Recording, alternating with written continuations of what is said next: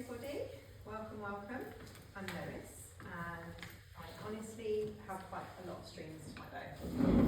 So I am a mindset reset coach, so I work with people's brains really, rewiring them and using different techniques and tools to do that. I'm also a retreat creator and founder of an organisation called the Conscious Collective. And the Conscious Collective creates retreats privately and for corporate as well. And I work with some corporations and organisations on their well-being, and I work with really senior leadership so that it filters down into the entire company, into the culture. And I find that really important because I've had some adverse, I guess, roles in organisations where, you know, I've had lots of problems with the culture and the well-being surrounding that. So it really brought me to doing that work as well. And the private retreats I do are well-being retreats, and I do them in the UK, and I do some in the States, and I've got one in the States in June actually, which I'll talk about later, that I'm quite excited about. So I do lots of that, and I also work for an amazing charity that helps sick children and their families. So I do a lot of different things. I'm also a mum of 3/4, but I'll go into that in a minute. And also married, and you know, all the stuff that comes with that. So very, very busy, but I love it that way. And I really want to start this talk with the reason and the why that I'm standing here today. So 8 years ago, I found myself in the darkest place imaginable. I'd just given birth to our daughter Noah, who was our 3rd child. And I had a completely normal pregnancy. I'd already had 2 kids prior, so I really thought everything was going to be fine. Unfortunately, she came into this world with major health challenges that mostly, for the most part, were undiagnosed. And after 10 short weeks, she unexpectedly passed away at home. This was incredibly traumatic, as I'm sure you can imagine, and nothing in life really could have prepared me for the intensity and trauma and the grief that followed. I found myself standing on the edge of a metaphorical cliff, I guess, really is the only way to put it. And my dilemma was either fall into the abyss and let life have its way with me, or I could jump into a new life, a new reality. Either way, it was unknown territory. I decided to turn around and keep fighting. Think Rocky, if anyone's seen that, or any of them. Instead of allowing the weight of my emotions and the depths of my PTSD to consume me. And on some days it really felt like it might consume me. It was really heavy and a lot of energy to shift. It wasn't just physical work, it was most certainly energetic work that needed to be done. So I had to make a choice. I chose to turn that pain into power. I chose to allow it to fuel me towards a life of hope, love and transformation. And this new life really didn't come easily. I had to work for it. I had to try numerous different modalities and practices before I found out what really worked for me.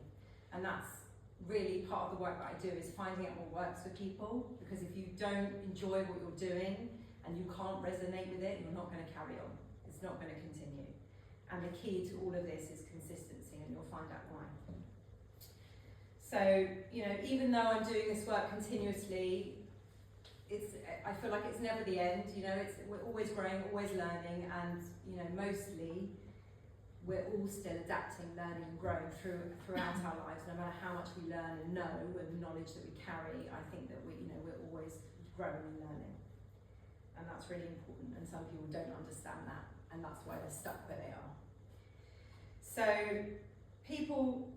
some people believe they don't have a choice in some situations, but actually we always have a choice, even when we don't think we do. And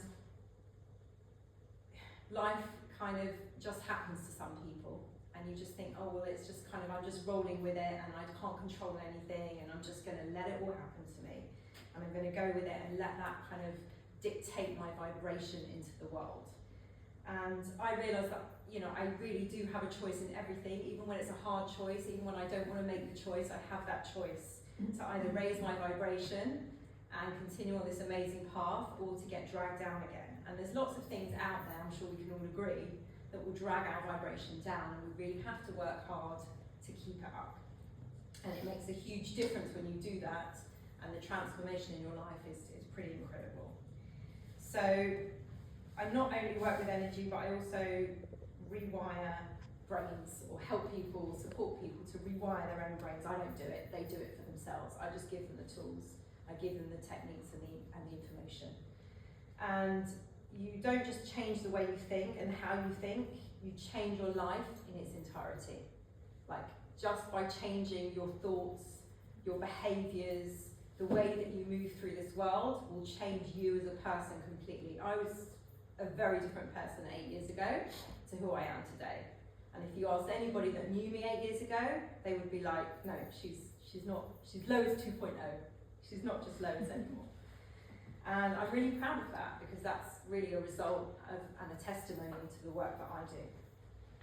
So rewiring your brain is a process that involves shifting your focus from the past to a future that's full of possibilities. It's about making a conscious choice to stop being defined by what happened to you, and instead define yourself by what you can become. So I'm going to do a little bit of science now, but I'm guessing that won't be so adverse to all of you, because a lot of you sound like you're really into rewiring your brains and mindset and everything else. So I'm sorry, I've got a really super long password and it's gone off again. Is it Lois Goodman, 23? Yeah, absolutely. And my age.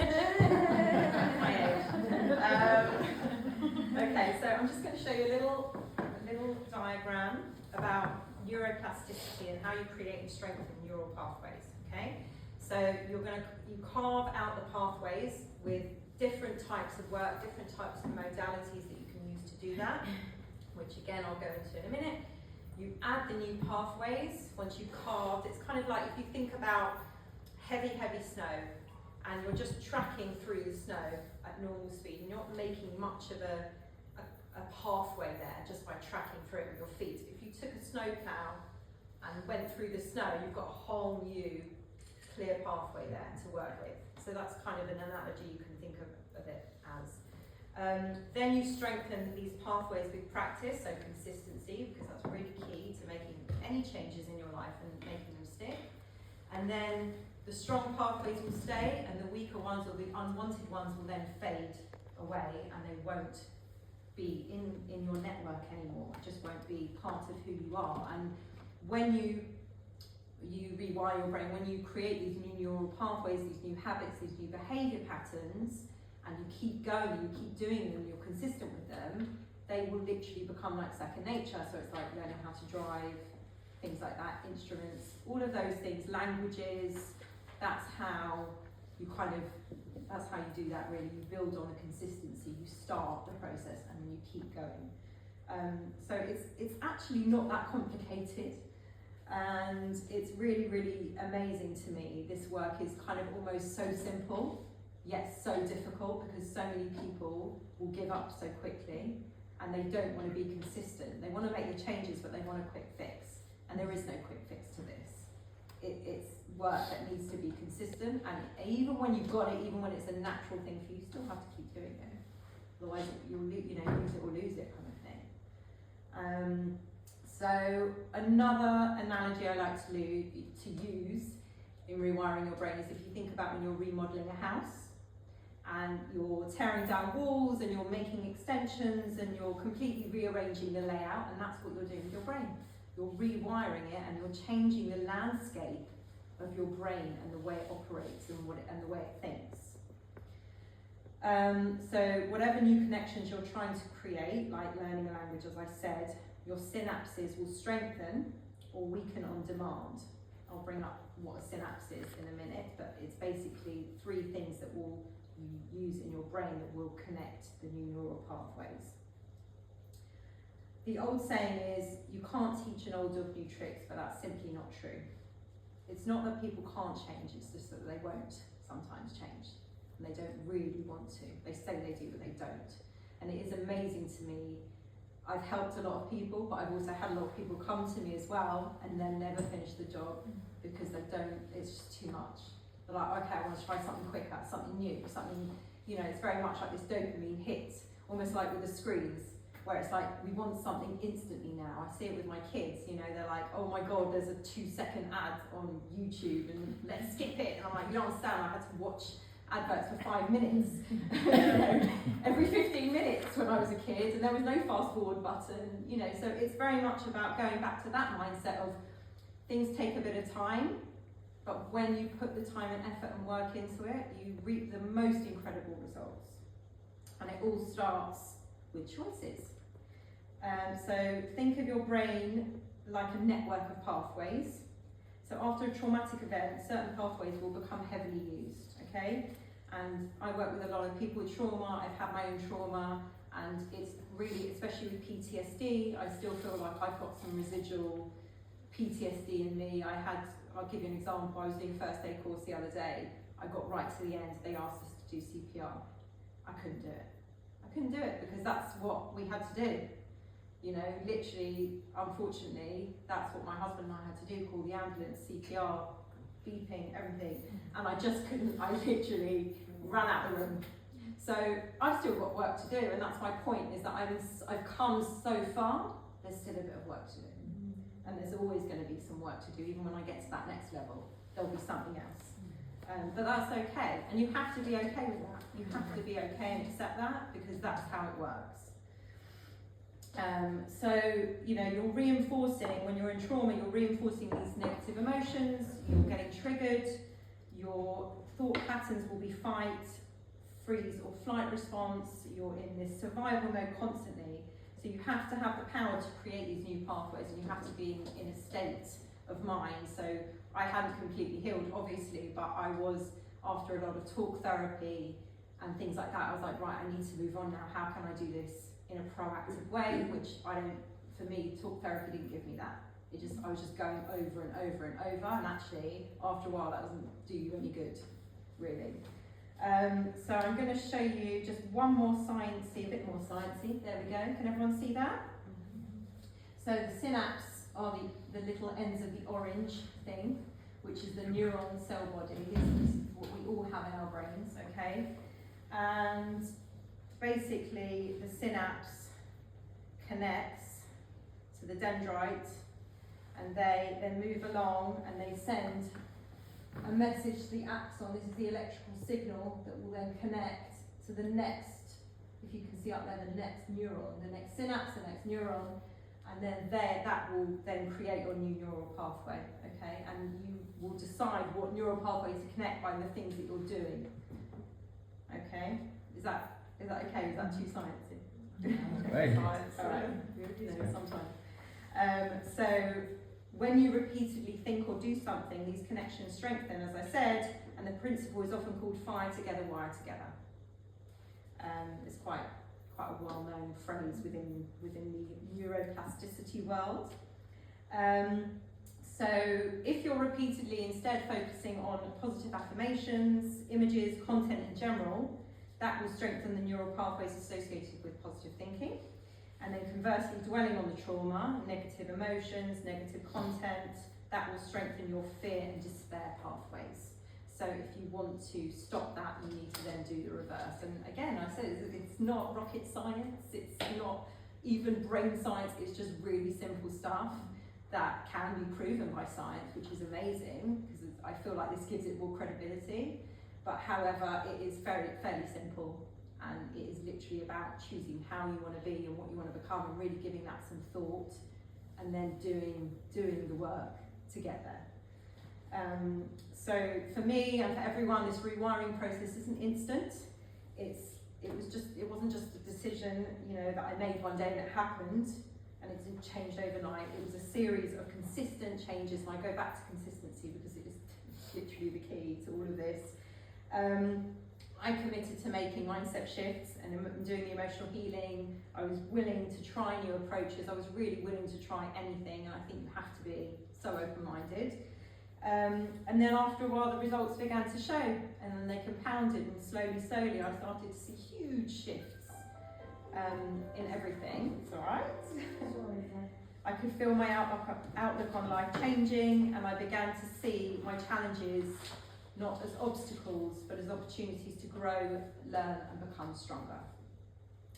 And through this transformation, I realised that when you begin to rewire your brain, you elevate your life in ways you would never, ever have thought possible.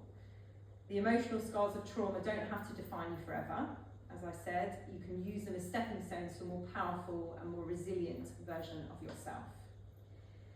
Trauma really doesn't have to be the end, and many people think it is. I mean, I'm starting to work with veterans now, first responders, people like that have been through horrific things, and they discover this healing, and it just changes their lives, and it's incredible, and it gives them a new perspective, a completely new perspective. And the work that I do, you know, I use lots of different techniques. I use breath work, I use sound, I use healing. I'm a Reiki healer as well. I do lots of different things. I use certain techniques, staircase technique, where you would literally put your goal at the top, but instead of looking at the whole picture and being very, very overwhelmed, you would then on each step kind of do one action, and then when you've done that, you do the next action. It just helps with that overwhelm, because it can be incredibly overwhelming to want to change, to want to transform, to want to do all this stuff. But I think when you're, especially when you've been traumatized in any way, or you have had any adversity that's really affected you, it's really important to take it slowly and to not get overwhelmed by these things. And that's a great technique. I use box breathing, which is a great way to calm people. I use it on the fly, meditation, and lots of other different things. I also work with functional mushrooms and I would say magical mushrooms, but only where I'm allowed to do so, which is an amazing tool. And I would not say it's a one-stop shop, because a lot of people make the mistake of not just plant medicine, but any medicine, any healing, anything. I think they just want that quick fix, like I said, and it's not. That is simply a tool. I'm not saying it's something that you should, you know, use and abuse, or that you think it's something that's a magical pill that's going to change your life after one use. It's not. But it's very much something that works really well with neuroplasticity. It opens the neurons in your brain and allows the connections to connect faster and more effectively, because it takes you to a level of consciousness that, yes, you can get to on your own. But if you've had all this trauma and you can't see the wood through the trees, it's really difficult to do that. Or if you're a really, really busy parent and you've got a lot going on and you don't know where to start, like when our daughter passed away, I had 2 young children.